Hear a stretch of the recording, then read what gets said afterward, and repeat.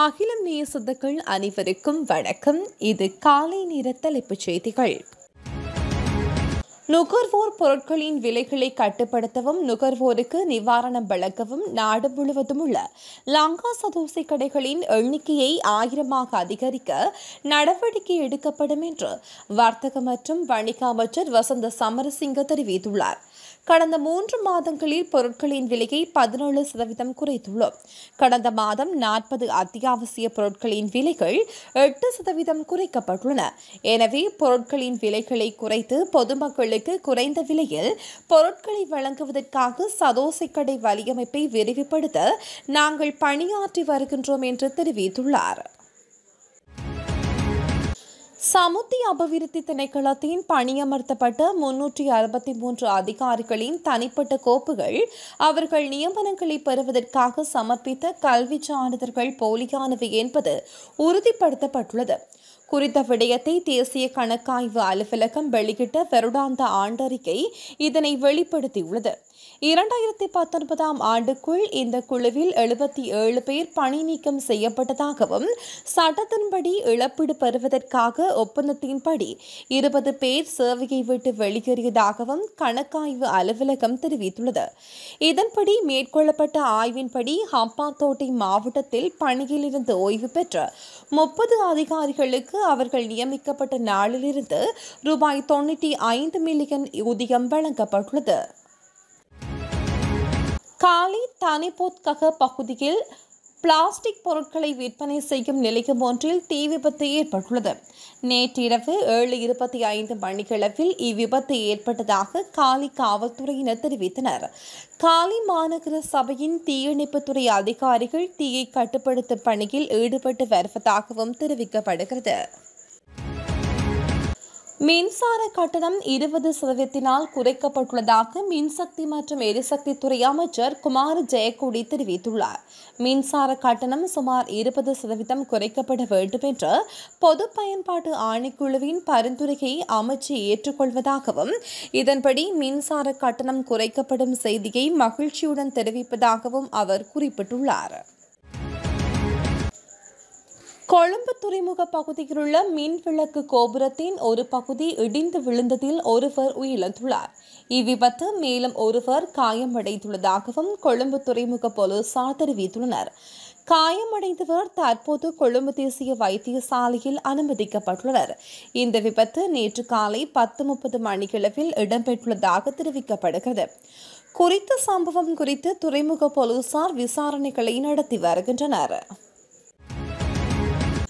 கடந்த பொதுத் தேர்தலில் அரசியல் கட்சிகளின் தேசிய பட்டியலில் இடம்பெற்றிருந்த வேட்பாளர்கள் செலவு அறிக்கையை சமர்ப்பிக்காத 74 பேருக்கு எதிராக வழக்கு தொடர தேர்தல் ஆணைக்குழு தீர்மானித்துள்ளது. இது தொடர்பில் மேலதிக தேர்தல் ஆணையாளர் சட்டத்தரணி சிந்தக்க குலரத்ன செலவு அறிக்கையை சமர்ப்பிக்காத வேட்பாளர் பட்டியல்களை போலீசாரிடம் ஒப்படைப்பதற்கான ஏற்பாடுகள் மேற்கொள்ளப்பட்டு வருவதாக தெரிவித்துள்ளார்.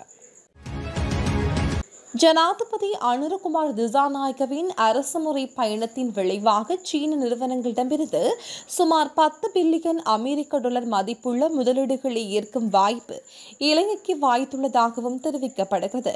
சீன ஜனாதிபதி ஜி ஜின்பிங்கின் அழைப்பின் பேரில் 2025 ஜனவரி 14 முதல் 17 வரையான காலப்பகுதியில் அனுரகுமார் திசாநாயக்க சீன பயணத்தை மேற்கொண்டார்.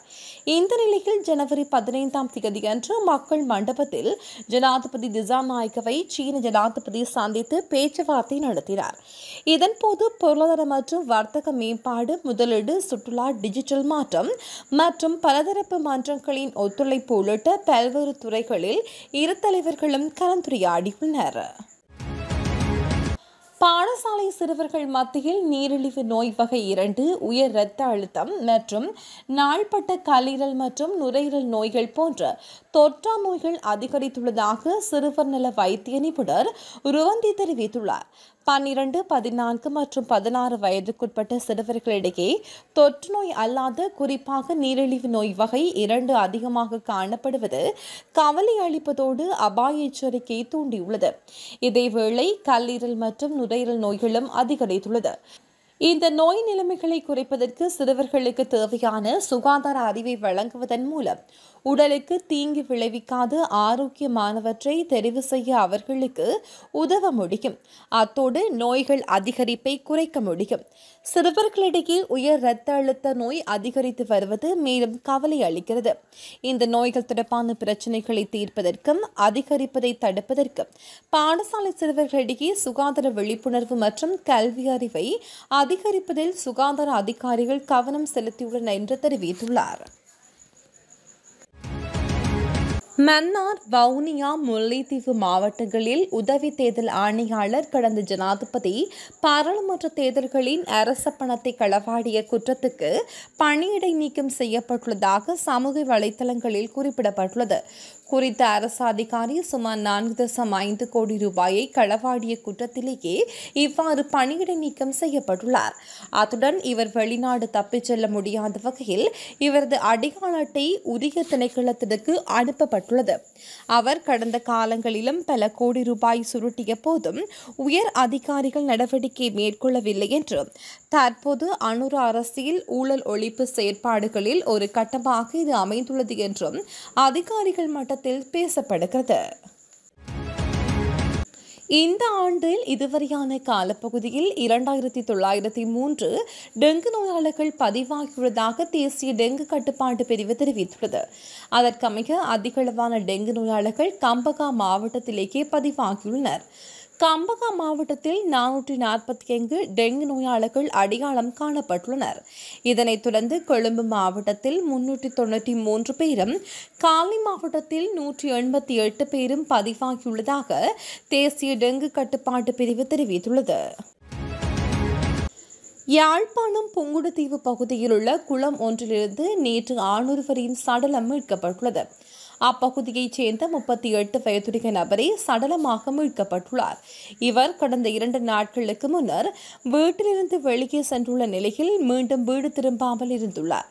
இதனால் இவரது உறவினர்கள் இவரை தேடும் பணியில் ஈடுபட்டுள்ளனர். இந்த நிலையில் இவர் நேற்றைய தினம் அப்பகுதியில் உள்ள குளம் ஒன்றில் சடலமாக மீட்கப்பட்டுள்ளார். குறித்த குளத்திற்கு அருகே இருந்து இவரது துவிச்சக்கர வண்டி மற்றும் ஆவணங்கள் என்பன போலீசாரினால் மீட்கப்பட்டுள்ளது.